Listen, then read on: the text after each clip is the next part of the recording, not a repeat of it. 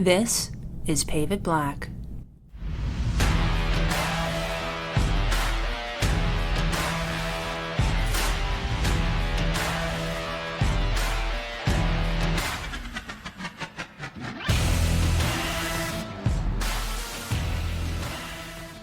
Hello, and welcome to Pavement Black, the official podcast of the National Asphalt Pavement Association.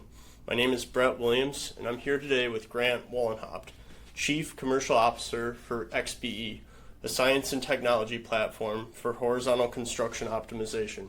Grant started in his role there in August of 2019 after working with Superior Bowen as Vice President of Strategy and Innovation. Today, Grant is joining us for a segment we have coined as What If? So Grant, I would like to discuss what if there were no phones. I'd like to start the conversation with how that would impact Superior Bowen's business, and then we can move into some adjustments that might be necessary if no phones really was a reality. So when we say no phones, is there an assumption that there's still internet connectivity? I would say that it's fair to assume internet connectivity, but I would assume cellular network, like data, would be probably not likely. So I think, internet is still a possibility, but mobile internet might not be. Okay. The first thing that comes to mind is day in and day out communication issues, whether that's telling the technicians to pull a sample or relaying results back to like our QC director at a different location from where our plant is, and then communicating to the field crews about production issues or changes. Those would all be down, obviously. So we rely heavily, if not entirely, on the ability to communicate instantly and pass changes down.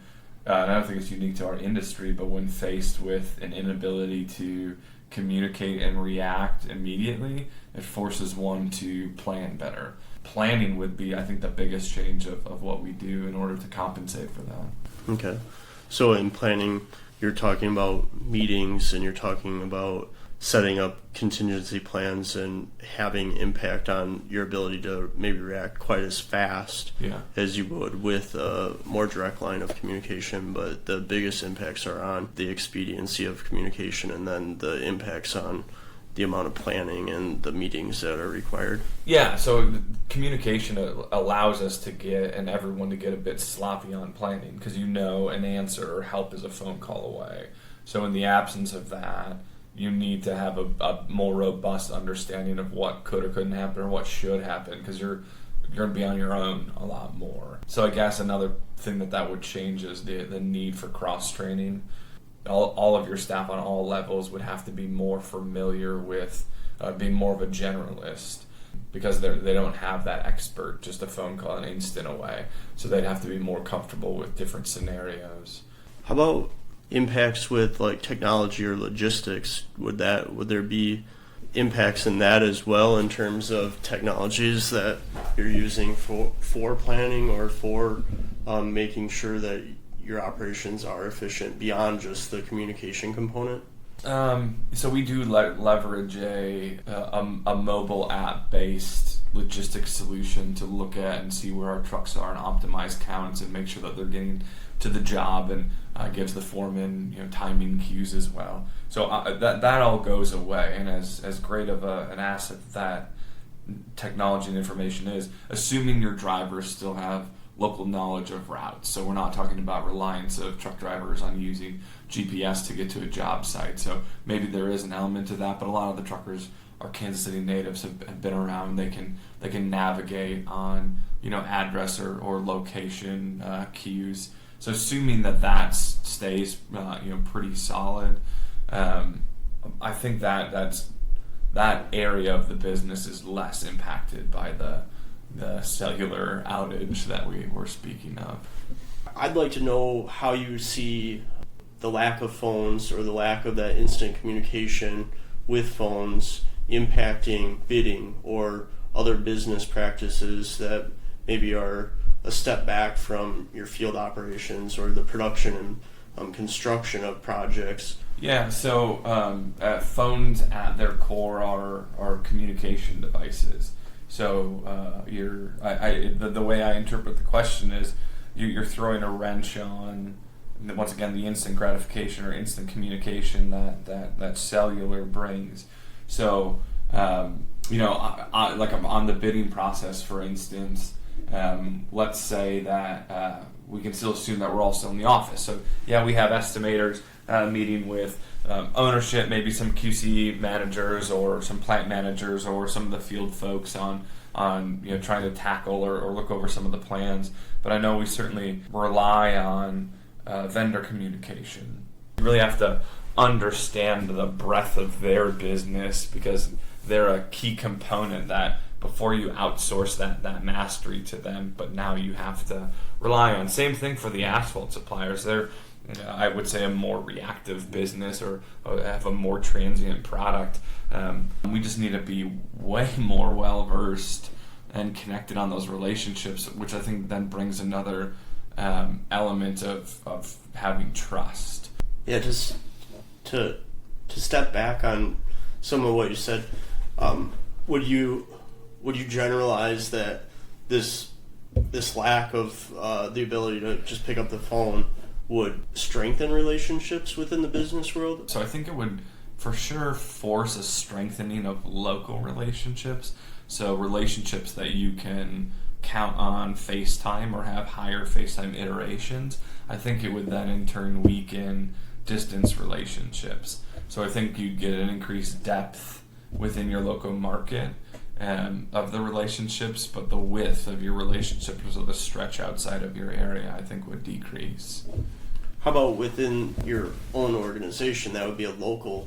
Do you think it would help build relationships with our coworkers or within your own organization, or do you think that just kind of falls under local?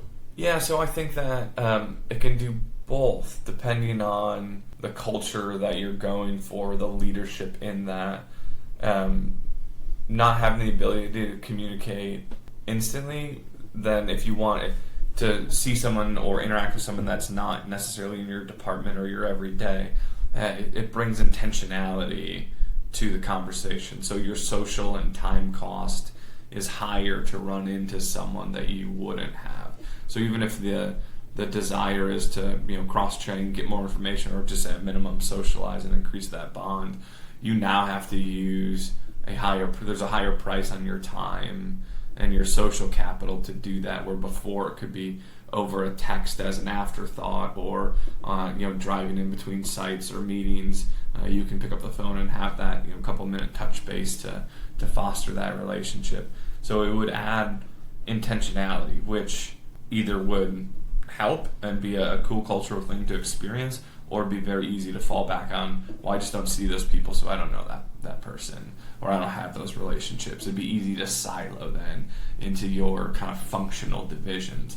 So I think it would be on leadership and management to set a tone and an expectation for those types of interactions, and certainly it's easy to justify going either way. Do you think you would employ maybe technologies that aren't employed as much anymore, such as like radios or any kind of maybe technologies that have fallen by the wayside? Or yes, I mean certainly. I mean radios are going to allow you now to communicate up and down a job, which is even just for safety aspects is going to be of high importance. So those are going to come back certainly. If we still have internet, I don't think we're going to start writing letters again. But you're certainly going to be printing a lot more things.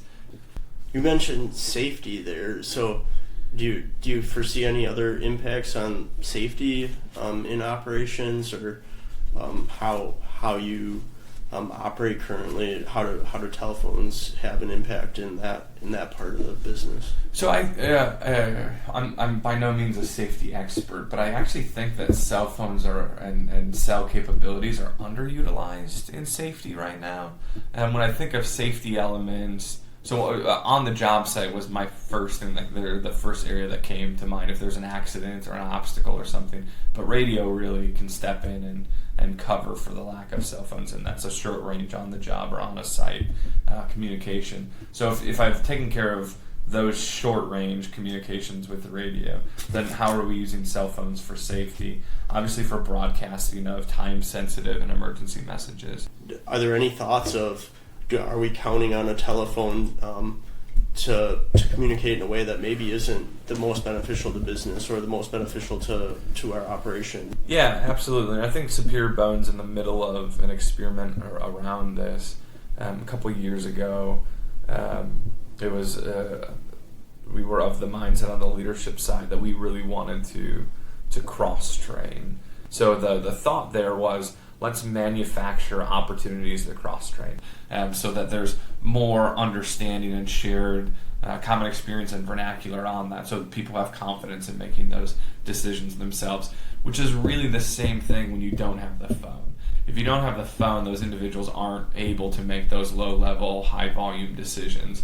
So the absence of instant communication does the same thing that, or drives the same decision I think that we're trying to do. Interesting.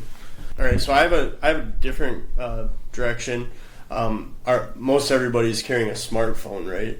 And I think in some cases they can be a distraction from work. So Case in point, I just looked at my smartwatch when you were asking me a question. yeah, exactly. So do you see any, I guess, impacts there in terms of how connected people are at work and how that plays in? Does that taking that away, does that leave a positive impact, or does it hurt because people feel disconnected from their personal lives? I guess, do you have any opinion or have a perception of what that would be? When you don't have the ability to answer any question instantly, which is what smartphones do, either you're carrying around large volumes of reference information, or you're just not going to have the answer. It cut down on distracted driving.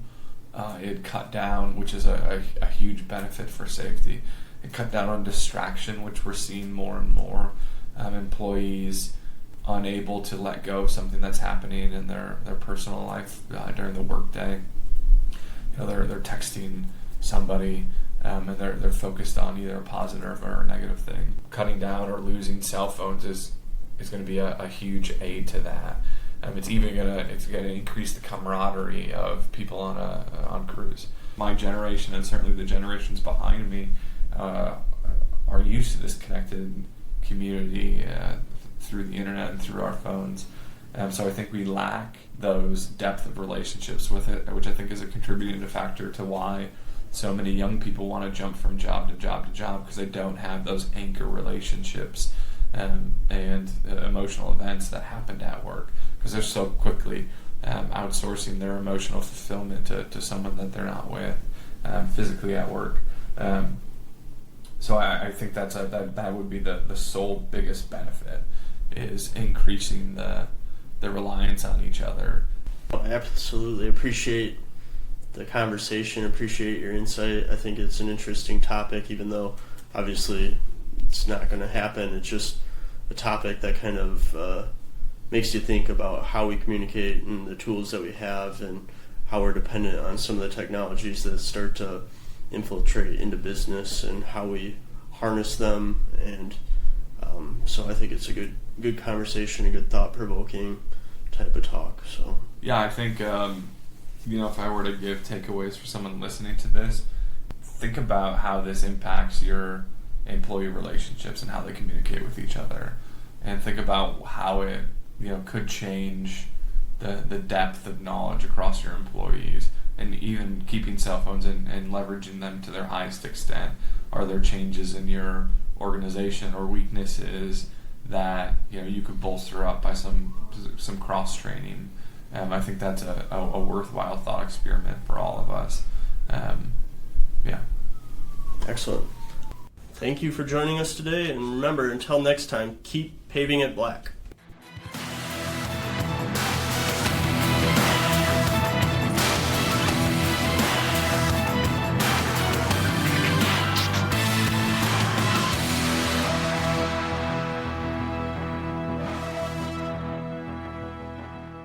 Pave It Black is produced by Monica Dutcher of the National Asphalt Pavement Association, with podcast theme music credits to Coleak.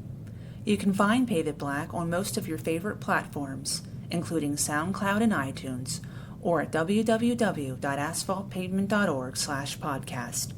If you would like to suggest someone for us to interview, please email Richard Willis at rwillis@asphaltpavement.org. That's RWILLIS@asphaltpavement.org. Until next time, keep paving it black.